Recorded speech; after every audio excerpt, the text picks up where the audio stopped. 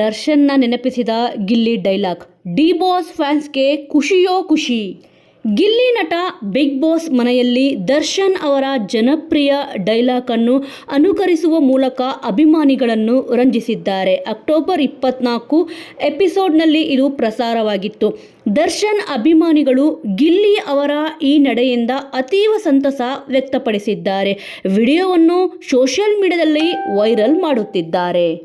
ಇನ್ನು ಬಿಗ್ ಬಾಸ್ನಲ್ಲಿ ಗಿಲ್ಲಿಯವರ ಆಟ ಅನೇಕರಿಗೆ ಇಷ್ಟ ಆಗುತ್ತಿದೆ. ಹೀಗಿರುವಾಗಲೇ ಅವರು ದರ್ಶನ್ ಅಭಿಮಾನಿಗಳಿಗೆ ಖುಷಿ ಆಗುವಂತೆ ಬಿಗ್ ಬಾಸ್ ಮನೆಯಲ್ಲಿ ನಡೆದುಕೊಂಡಿದ್ದಾರೆ.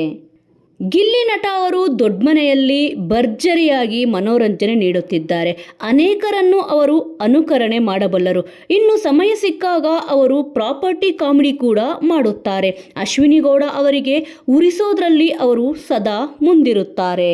ಈಗ ವೀಕೆಂಡ್ ವಿತ್ ರಮೇಶ್ನಲ್ಲಿ ದರ್ಶನ್ ಅವರು ಹೇಳಿದ್ದ ಡೈಲಾಗ್ ಅನ್ನು ಅವರು ಸಂಭಾಷಣೆ ಒಂದರಲ್ಲಿ ಅನುಸರಿಸಿದ್ದಾರೆ. ಇನ್ನು ರಘು ಅವರು ಈ ವಾರದ ಕ್ಯಾಪ್ಟನ್ ಆದರು. ಗಿಲ್ಲಿ ಅವರು ನಾನು ಉಪನಾಯಕ ಎಂದು ಹೇಳಿಕೊಳ್ಳುತ್ತಾ ಬಂದರು. ಆಗ ಕಾವ್ಯ ಅವರು ನೀನೇ ಕ್ಯಾಪ್ಟನ್ಸಿಯನ್ನು ಸಂಪಾದಿಸಿಕೊಳ್ಳಬೇಕು ಎಂದರು. ನಾನೇ ಸಂಪಾದಿಸಿ ಉಪನಾಯಕ ಆಗಿರೋದು. ನನಗೆ ನಾನೇ ಸ್ಟ್ಯಾಂಡ್ ತಗೊಂಡಿದ್ದು. ಯಾರೂ ನನಗೆ ಸ್ಟ್ಯಾಂಡ್ ಆಗಿಲ್ಲ. ಆ ಟೈಮ್ನಲ್ಲಿ ಯಾರೂ ಬಂದಿಲ್ಲ, ಅರ್ಥ ಮಾಡ್ಕೊಳ್ಳಿ ಎಂದು ದರ್ಶನ್ ಅವರ ಸ್ಟೈಲ್ನಲ್ಲೇ ಗಿಲ್ಲಿ ಮಾತನಾಡಿದ್ದಾರೆ. ಈ ಮೊದಲು ದರ್ಶನ್ ಅವರು ನಾನು ಬೆಂಗಳೂರಿಗೆ ಬಂದಾಗ ಯಾರೂ ಇರಲಿಲ್ಲ ಸರ್. ಈಗ ಸಾಕಷ್ಟು ಆಸ್ತಿ ಇದೆ. ಅದಕ್ಕೆ ಏನೇನೋ ಆಗಿದೆ. 500 ರೂಪಾಯಿ ಇಟ್ಟುಕೊಂಡು ಬೆಂಗಳೂರಿಗೆ ಬಂದಿದ್ದೆ. ಫ್ಯಾಮಿಲಿಯವರೆಲ್ಲ ವೇಸ್ಟ್. ಅವರು ನನ್ನನ್ನು ನೋಡಿಕೊಳ್ಳಲಿಲ್ಲ ಎಂದು ಹೇಳಿದ್ದರು.